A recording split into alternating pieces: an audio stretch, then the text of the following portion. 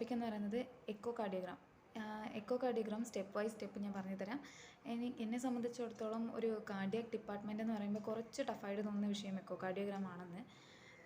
കാരണം നമുക്ക് ഹാർട്ടിനെ മര്യാദയ്ക്ക് വെച്ച് കണ്ടാൽ തന്നെ നമുക്ക് മനസ്സിലാവത്തില്ല ശരിക്കും ഏതൊക്കെ പാർട്ട് എവിടെയാണ് എന്തൊക്കെയാണ് എന്നുള്ളത് ഒരു ഡീറ്റെയിൽഡ് ആയിട്ട് പഠിക്കേണ്ടിയിരിക്കും.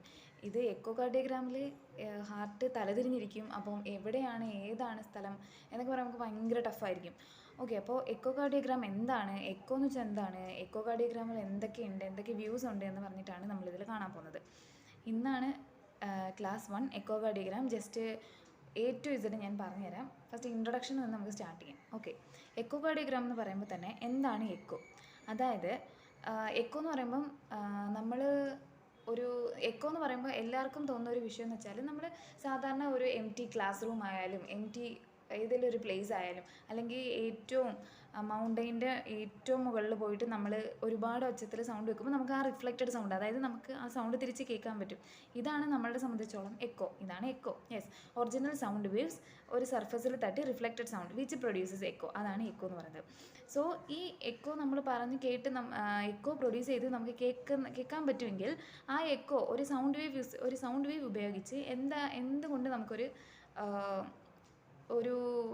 സർഫസിനെ കാണാൻ കഴിയില്ല, അല്ലെങ്കിൽ ആ എക്കോ പ്രൊഡ്യൂസ് ചെയ്ത് റിഫ്ലക്റ്റ് ചെയ്ത് ആ സർഫസിനെ നമുക്ക് എന്തുകൊണ്ട് കാണാൻ കഴിയില്ല. ഓക്കെ, അങ്ങനെ കാണാൻ കഴിയുമെന്നുണ്ടെങ്കിൽ അതിനെ പറയുന്ന പേരാണ് എക്കോ.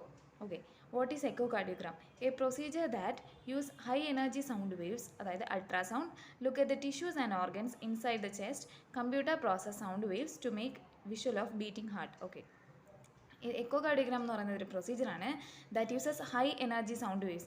ഒരു ഹൈ എനർജി സൗണ്ട് വേവ്സ് ആയിട്ട് അൾട്രാസൗണ്ട് ഉപയോഗിച്ച് നമ്മുടെ tissues and organs inside the ചെസ്റ്റിനകത്തുള്ള ടിഷ്യൂസ് ആൻഡ് ഓർഗൻസിനെ കാണാൻ കഴിയുമെങ്കിൽ അത് computer process sound waves to make visual of beating heart. ആ സൗണ്ട് വേവ് ഉപയോഗിച്ച് ആ റിഫ്ലക്റ്റഡ് സൗണ്ട്സ് കമ്പ്യൂട്ടറിൽ പ്രൊഡ്യൂസ് ചെയ്ത് നമുക്കൊരു പിക്ചറായിട്ട് കാണാം. ഒരു വിഷ്വൽ ഓഫ് ബീറ്റിംഗ് ഹാർട്ട്. കണ്ടോ, computer process sound waves to make visual of beating heart. ഇതിനെയാണ് നമ്മൾ എക്കോ കാർഡിയോഗ്രാം എന്ന് പറയുന്നത്. Okay, how to do an echo test? എങ്ങനെയാണ് ഒരു എക്കോ ടെസ്റ്റ് എടുക്കേണ്ടത്? ഫസ്റ്റ് ഓഫ് ഓൾ, എക്കോ എന്ന് പറയുമ്പോൾ തന്നെ 2 ടൈപ്സ് ഉണ്ട്. Transthoracic echo and transoesophageal echo.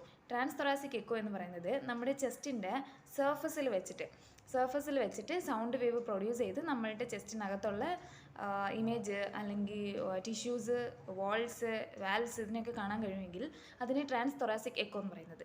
Trans oesophageal echo എന്ന് വെച്ചാൽ ഒരു പ്രോബ് ഒരു ട്യൂബിലൂടെ കണക്ട് ചെയ്ത് നമ്മളുടെ ഈസോഫാഗസിനകത്ത്, അതായത് ഇന്നർ സൈഡ് ഈസോഫാഗസിനകത്ത് വെച്ചിട്ട് നമ്മുടെ ഹാർട്ടിനെ ക്ലോസ് ആയിട്ട് കാണാൻ പറ്റുന്ന ഒരു പ്രൊസീജിയറാണ് ട്രാൻസ് ഈസോഫാജിയൽ എക്കോ എന്ന് പറയുന്നത്. ഇതിൽ ട്രാൻസ് തൊറാസിക് എന്ന് പറയുമ്പോൾ നമ്മുടെ തൊറാസിക് ഏജില്ലേ, അതായത് സർഫസ്.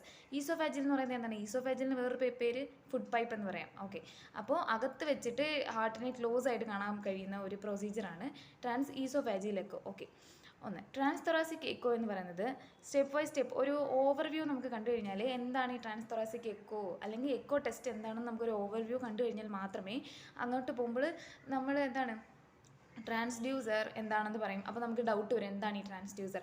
അൾട്രാസൗണ്ട് എങ്ങനെയാണ് ട്രാൻസ്ഡ്യൂസറിൽ നിന്ന് അൾട്രാസൗണ്ട് പോകുന്നത്, എങ്ങനെയാണ് നമുക്ക് പിക്ചർ കാണുന്നത്?